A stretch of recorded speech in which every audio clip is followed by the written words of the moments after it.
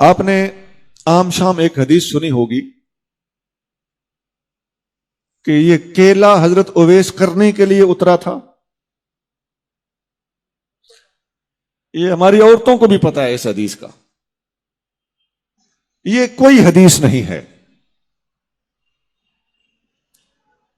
آپ نے ایک اور حدیث سنی ہوگی کہ نبی کریم صلی اللہ علیہ وآلہ وسلم نے ایک بڑھیا کی گٹھڑی اٹھائی, اسے اس کی منزل مقصود تک پہنچایا.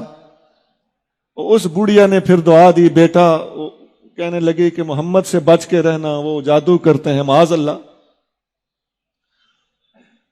حضور نے فرمایا وہ جسے تم یہ کہہ رہی ہو میں وہی ہوں. اس پر شاعری بھی کی ہوئی ہے لوگوں نے. یہ کوئی حدیث نہیں ہے. وہ کوڑا پھینکنے والی بوڑھیا کی عورت حدیث آپ نے سنی پڑی ہوگی, ہم نے اس کا کہیں وجود نہیں دیکھا. وہ حضرت بلال حبشی نے صبح کی اذان نہ دی تو سورج نہ نکلا. یہ سب کسی قوال کو کہیں سے ملی ہیں, ان کا کتابوں میں کہیں وجود نہیں ہے. اب بتائیے, یہ غضب صرف ہمارے مسلک میں ہو رہا ہے, کوئی اور یہ بیان بھی نہیں کرتا. وہ ایک جنگ میں صحابہ کرام نے دیکھا کہ فتح نہیں ہو رہی تو مسواک شروع کر دیا, تو کافر کو یوں لگا جیسے منہ میں درخت ڈالے ہوئے ہیں کہ دانت صاف کر کے ہمیں کھا جائیں گے. اس بات کا کہیں کوئی وجود نہیں ہے. میں نے کتنی ہی باتیں سنا دی آپ.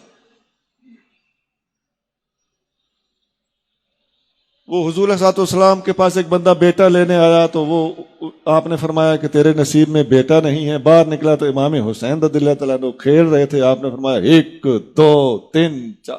حضور باہر تشریف لے آیا, آپ نے فرمایا حسین بس. اب اس کا کہیں کتابوں میں کوئی وجود نہیں, محققین کے ہاں اس کا کوئی وجود نہیں. اس قسم کی باتیں ہیں. کچھ اور بھی بہت ہے, میں نے کافی ساری باتیں سنا دی ہیں.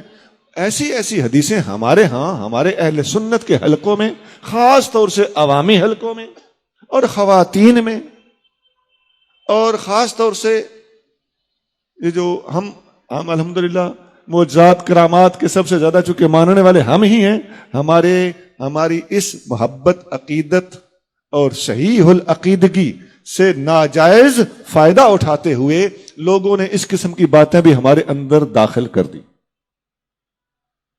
میں نے پوری احتیاط سے کام لیتے ہوئے کچھ باتیں بتائی ہیں. میرے ذہن میں اور بھی وہ حدیثیں ہیں جن کو حدیثیں کہا جا رہا ہے, وہ حدیثیں نہیں ہیں. اور ایسا ہے کہ اگر آپ ان کو کسی خاص طور سے کسی سٹیج پہ بیان ہو رہی ہو تو عوام کا کیا قصور. میں اپنے بیٹوں سے درخواست کروں گا کہ حدیث آپ نے کنفرم کیے بغیر کبھی بیان نہیں کرنی, اور اگر کوئی بیان کرے آپ کو پتا ہو کہ یہ حدیث نہیں ہے تو اسے ضرور سمجھانا ہے. نہیں تو دین کا بہت بڑا نقصان ہو رہا ہے اور ابھی اور ہو چلا ہے. جرت کوئی نہیں کرتا کسی کو سمجھانے کی اپنی عزت بچانے کے لیے. جھوٹ بولا جا رہا ہے, اگر آپ سمجھو تو آپ کو کہے گا کہ تیری عقیدت میں فرق ہے, تیری محبت میں فرق ہے. نہیں جناب, یہاں سے ہمیں کوئی راستہ نکالنا ہوگا, ہمیں یہ جرت کرنا پڑے گی, ہمیں حق گوئی سے کام لینا ہوگا. ہمیں فاروق اعظم کی طرح یقول الحق ولو کان مرا, فاروق حق بولتا ہے خواہ کڑوا ہو, اس کا مصداق بننا پڑے گا.